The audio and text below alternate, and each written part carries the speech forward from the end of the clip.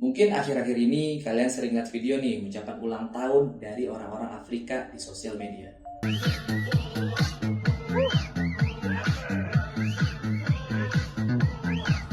Mommy, mommy, we love you so much. Happy Mother's Day, yeah!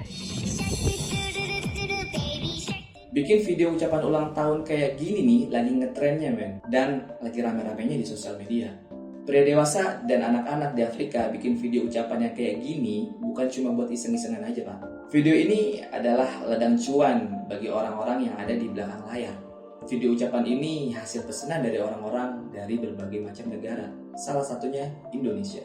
Isi videonya bukan cuma ucapan ulang tahun aja, tapi kita bisa request sesuai dengan pesanan kita nih. Bahkan ada juga nih yang mesen video ucapan cuma buat lucu-lucuan aja. Sampai suatu saat ada video yang bermuatan rasis, yang isinya ngerendahin orang Afrika yang ada di dalam video tersebut. Hingga akhirnya salah satu media internasional ini mengusut siapa dalam dibalik pembuatan video ucapan ini nih Pak. Siapa orang yang memperkerjakan orang-orang Afrika ini. Dan benar aja Pak, dari hasil investigasi, keuntungan dari pembuatan video ini gak main-main men. Nilainya bisa sampai ratusan juta. Di balik cuan yang besar, ternyata orang-orang Afrika ini menerima perlakuan yang gak ngenakin Pak. Dan upahnya pun gak sebanding. Gimana kisah di balik video ucapan ulang tahun ini? Bareng gue Jovelani, kita ulas di video kali ini.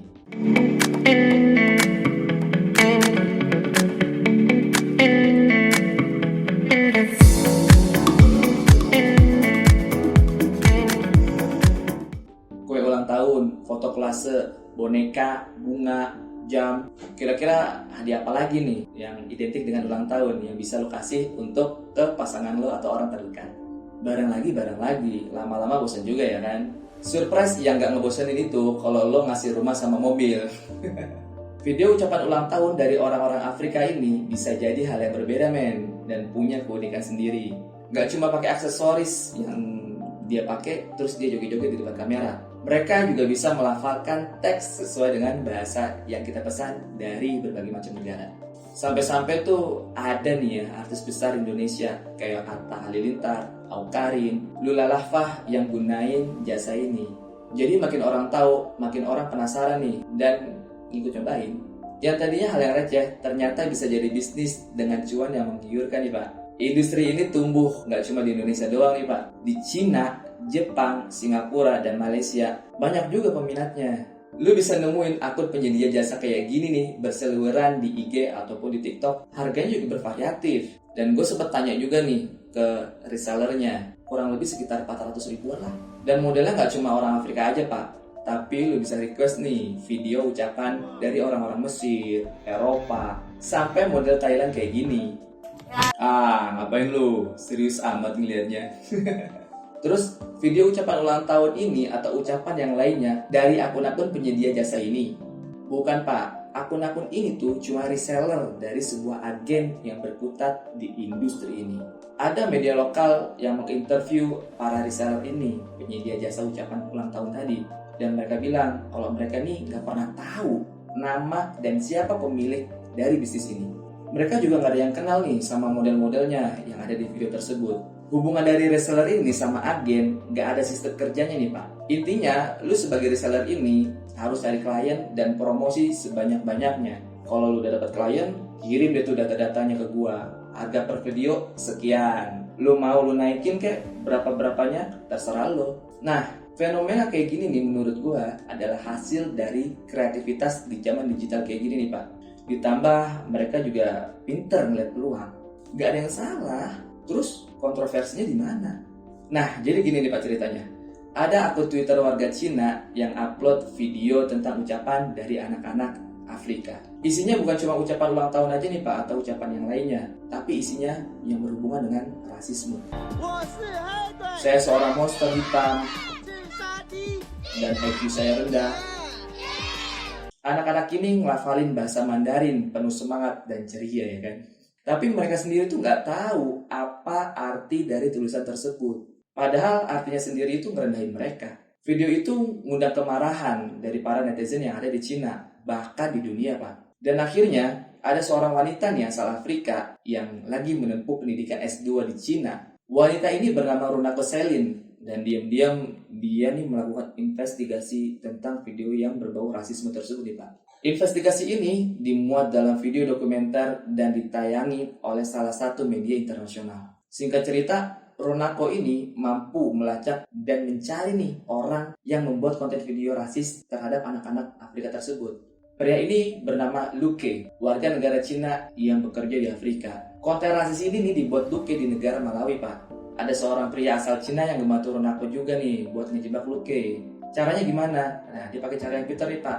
Dia ini menyamar jadi pengusaha yang pura-pura untuk pengen make jasanya dari Luke ini. Pas ditanya ya kan, apakah video Black Monster itu bikinannya Luke sendiri? Luke tuh ngejawab kalau video itu bikinan dia, Pak. Gak lama dia langsung ralat omongannya nih. Kalau video ini nih bukan dia yang bikin, tapi temennya yang udah balik ke Cina. Luke pun bilang jangan sampai tuh video itu tuh diupload. Pokoknya jangan. Luke ini tahu kalau video itu kontroversi dan mancing kemarahan publik. Runako juga dapat fakta dari warga desa kalau Luke ini ternyata mengeksploitasi anak-anak itu. Contohnya nih ya, pagi-pagi tuh Luke sering bawa anak-anak itu pergi.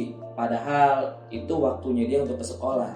Dan ada satu anak nih, ibaratnya bintang nih dari si Luke ini. Karena nih anak sering diposting di sosial media, anak ini tuh lucu banget Pak. Dan dia juga penurut. Nah, anak ini bernama Bright. Bright ini ngaku nih Pak, sering dipukulin sama Luke kalau dia sering salah mulu pas lagi bikin konten. Nah, anak-anak yang lain juga dihukum kalau ngelakuin kesalahan yang sama nih. Imigran asal negeri bambu ini gunain anak-anak sebagai properti buat kepentingan pribadi Pak. Luke ngejual kemiskinan sebagai alat komoditas yang bisa dimanfaatin nih untuk menyanyi, menari demi keuntungan dia sendiri pribadi. Selesai syuting seharian, anak-anak cuma dikasih upah setengah US dollar sama Luke. Dan perlu diketahui nih Pak, negara Malawi ini dinobatkan sebagai negara termiskin di dunia. Dan rata-rata pendapatan mereka kurang dari 1 US dollar per hari. Jadi wajar aja kalau anak-anak bahkan dari orang tua nggak bisa menolak keras jika Luke ini membawa anak-anak mereka pergi. Dan perlu diketahui juga, video yang Luke bikin harganya kisaran sekitar 30 sampai 70 US dollar. Baru satu video nih Pak. Sedangkan anak-anak ini bisa seharian nih bikin konten video lebih dari satu. Bahkan rekornya itu sendiri, Luke pernah bikin sekitar 380 video dalam sehari. Gila kan? Itu artinya Luke ini bisa mengantongi duit sekitar 116 juta sehari Pak. Gokil men. Sehari lu bisa ngantongin 116 juta, ya kan? Kerja cuma bikin konten video doang nih. Editor dari Tahu Banyak ID pasti iri ya. Setelah bukti yang cukup, akhirnya Runako berhadapan dengan Luke.